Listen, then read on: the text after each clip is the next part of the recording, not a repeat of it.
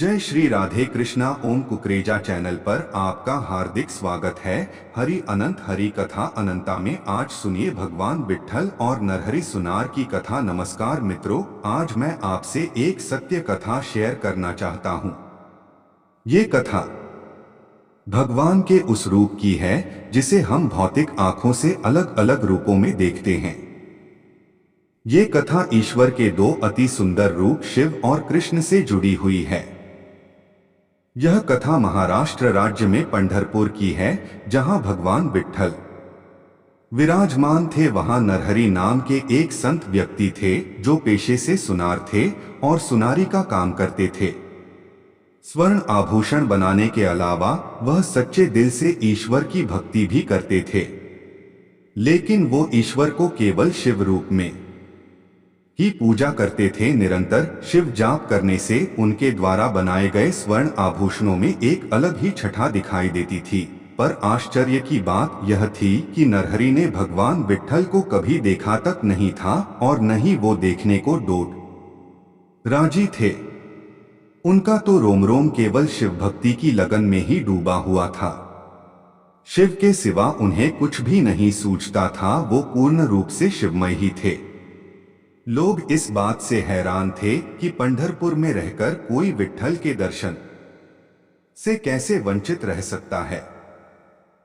एक बार एक विट्ठल भक्त साहूकार ने भगवान से मनोती मांगी कि उसे अगर संतान प्राप्ति हो जाए तो वह विठोबा को सोने की कमरबंद पहनाएगा। विट्ठल जी के आशीर्वाद से साहूकार की मनोकामना पूर्ण हो गई। तब वह नरहरि जी के पास पहुंचा और उसने उन्हें विठोबा देवता के देवालय में चलकर उनके लिए सोने का कमरबंद तैयार करने को कहा। जब नरहरि जी ने कारण पूछा तो साहूकार ने बताया कि उसके कोई संतान नहीं थी। उसने मनौती की थी यदि उसे संतान हुई तो वह विठोबा देवता को सोने का कमरबंद बनाकर देगा। नरहरि जी, भगवान विट्ठल नाथ ने प्रसन्न हो मुझे संतान दी है, इसलिए आज मैं उन्हें यह रत्नजड़ित सोने का कमरबंद चढ़ाना चाहता हूँ। पंढरपुर में तुम्हारे अलावा इसे कोई नहीं गढ़ सकता, इसलिए उठो, भगवान की कमर का नाप ले आओ और जल्दी से कमरबंद तैयार कर दो। मगर नरहरि जी ने कहा वे शिवजी के अलावा किसी अन्य देवालय में प्रवेश नहीं करते, इसलिए वे किसी दूसरे सुनार के पास जाएं। साहूकार ने कहा आपके समान श्रेष्ठ सुनार और कोई नहीं, इसलिए मैं कमरबंद आपसे ही बनवाऊंगा। मैं विट्ठल देवता का नाप ले आता हूं। साहूकार के द्वारा काफी विनती करने पर नरहरि जी ने मजबूरी में इसे स्वीकार कर लिया। साहूकार नाप लेकर आ गया और नरहरि जी ने उस नाप की कमरबंद बना दी, मगर पहनाने पर वह 4 अंगुल बड़ी पड़ गई।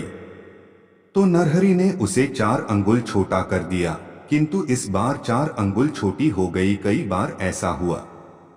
आखिर में पुजारी व अन्य लोगों ने साहूकार को डोट सलाह दी कि नरहरि स्वयं नाप ले ले। साहूकार के अत्यधिक अनुनय विनय करने पर बड़ी मुश्किल से नरहरि जी इसके लिए तैयार हुए। नरहरि जी स्वयं मंदिर जाकर नाप लेने को तैयार हो गए, किंतु शर्त रखी कि मेरी आंखों पर पट्टी बांधकर ले चलो, मैं हाथों से टटोलकर नाप ले लूंगा। साहूकार नरहरि जी को उनकी आंखों पर पट्टी बांधकर मंदिर ले आया।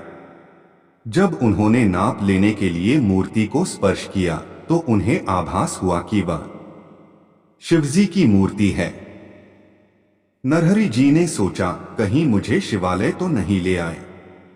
यह सोचकर अपने आराध्य देव के दर्शनों के लोभ से वो बच नहीं पाए और पट्टी खोल दी, लेकिन वह शिवजी की मूर्ति नहीं थी, वह तो विट्ठल जी की मूर्ति थी।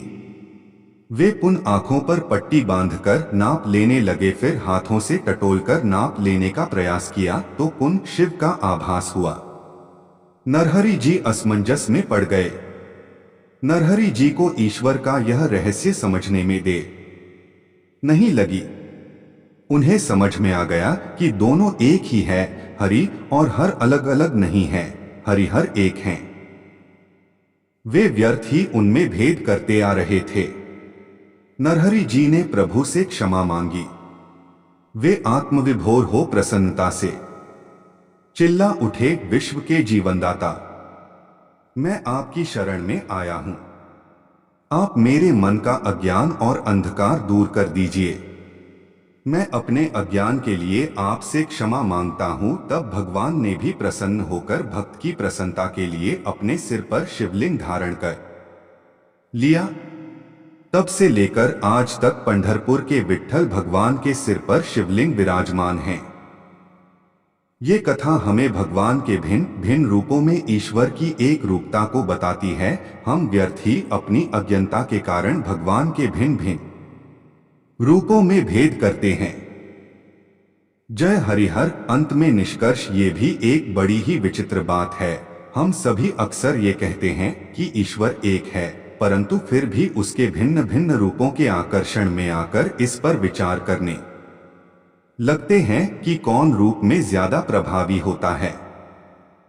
मन में उत्पन्न हुआ यही विचार तो उस सर्वेश्वर की माया की प्रबलता को सिद्ध करता है, जिसके प्रभाव में आकर हम ईश्वर में ही भेद करने लगते हैं। परंतु जैसे ही माया का पर्दा हटता है तो उस ईश्वर की एकता का आभास होने लगता है। यही नरहरि की कथा से प्रमाणित होता है। जय श्री राधे कृष्णा।